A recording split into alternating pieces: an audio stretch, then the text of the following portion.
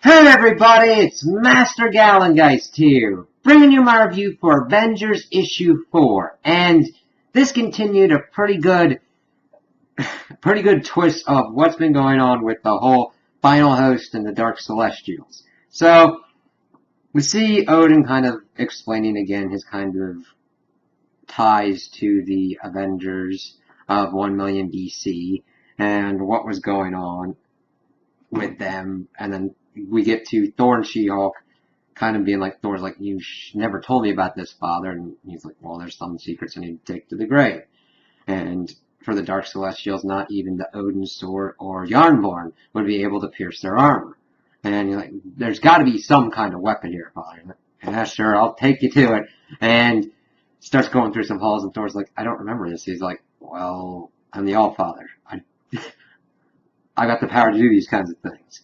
So, leads them there, and, of course, She-Hulk opens up the door, and there's a lot of ice, and he's like, oh, that's a lot, and Thor's going, oh, there's a large amount of ice, and he's like, yeah, you're gonna have to go through it. So they just start going, and just busting their way to try and get to the weapon. We switch over, and we see Tony and Strange have gone to the Eternals. I didn't know that their base was like at Mount Olympia in Greece. I'm like, oh god. But they get there, and pretty much all of them are dead. And Strange is like, it looks like they fought against each other. It's like they went mad or something. And they think everybody's dead, but they see Icarus. And Tony's like, what's going on here? And Icarus is like, it was all a lie. We weren't meant to protect you. We were meant to cultivate you. You was like a pathogen or whatnot. And Tony's like, what the hell are you talking about? He's like, you guys, you have to be the cure yourselves. And then he touches Tony's head, and something goes on. I'm not that familiar with Icarus's powers, but I'm like, he must have given Tony some kind of insight. We then lead over to Carol and Black Panther trying to figure out what's going on with the bugs. And T'Challa pretty much lays it out simply being like, okay, these are like germs, and we're going to need brains the size of my palace to kind of figure out what's going on with these and what's kind of happening. Carol and Black Panther kind of get the least amount of time in this issue. I'm like, okay, the bug kind of thing. There's a lot of stuff being juggled, and I'm kind of more interested in what's going on with Thor and Odin, Loki and Cap, and kind of definitely the fallout of Strange and Tony, because the death of the Eternals is a big thing, especially since we've heard that there are rumblings that Marvel might make a movie about the Eternals. It's just kind of strange that they're all dead at the moment in the comics. Granted, that hasn't stopped anyone before, but I was like, holy crap! So, we'll have to see if they make that a little bit better after this arc. We then get some more information from Cap and Loki about the Alpha Celestial, because Cap's going, listen, this might be the start of us, but we're usually self-made. Loki, of course, calls Cap arrogant for that, and then starts to go on about the Alpha Celestial, saying that, listen, it wasn't just here for like a couple thousand or a couple million. This thing's been here for 4 billion years, supposed to die a slow and sad death. And it's like, oh god, then how did people come into being? And then to kind of highlight this fact, because he's like, there's nothing that's going to stop the final host from raising this world. Nothing in the heavens. And then, of course, we see that the Ghost Rider's coming up, and you're like, okay, it's led me here. Oh god, the sea's on fire. Oh, that card got a submarine mode. This is pretty cool. So we'll have to see how It's interesting that Aaron has chosen that. I think Ghost Rider is going to be the one to kind of at least get Cap out of there. And I'm really waiting to see how they interact. That's going to be a pretty cool interaction when we see to it. We get back to the important part of Thor and She-Hulk getting this new weapon. It is the blood of Ymir.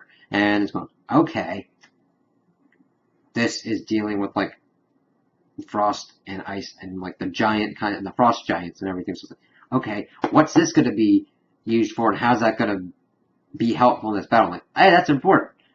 But then we get to the part that Thor kind of falls down and he's succumbing to the cold, and She-Hulk's like, hey, Hulk swarm, I'll help. And then She-Hulk kisses Thor to infuse gamma energy into him to warm him up so that he doesn't freeze to death. I'm like, interesting. Not what I was expecting. I was really surprised. I'm like, hey, it makes sense. And it was like, okay, let's see how this goes.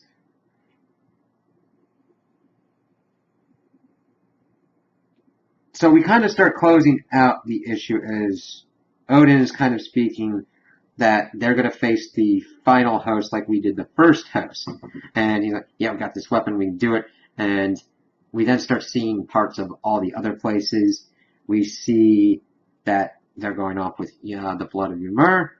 We see that Tony is talking to Strange and that he is talking to Motherboard, his AI, that what's the ETA on GK2? I'm assuming that's God Killer Mark II armor. I'm like, all right, yes, because Tony, of course, comes into any kind of situation. I think it stands for God Killer, kind of similar to like a Hulk Buster, not like Thor Buster that was needed when he modeled it off of kind of Asgardian Destroyer kind of thing when he had to need to do that against Thor when Thor had taken over Midgard at a certain point. And it's like, oh, cool. I'm glad that that kind of stuff's being brought back, and we'll have to see how well that armor works with Tony and this situation. So I'm like, yes, cool. We then get, we also see that Carol is evidently linked. It wasn't really clear. This part I wish had been better done in this issue, because I think they had hooked up Carol to the bug to try and get an idea of what's going on. And she's like, listen, cut it off of me if I turn into a like, kill me if I turn into a giant cockroach from Black Panther. Yep. And she's like, you agreed to that way too fast. So, I wish that there had been more connective tissue with that part, but see, I like everything else that was done. It just felt like this wasn't done as well, so that way we knew what exactly was going on, because they knew that they needed to do something with the bugs, but it wasn't as clear from, we went to point A and we're like, are we at point B? How did we get here? I'm like, okay. So I just wish that had been better executed, but that's the only kind of weak part I got to this. We also then see that Loki's calling all of this life on Earth a mistake and everything, so okay, I understand your rationale, Loki. We'll have to see how this goes.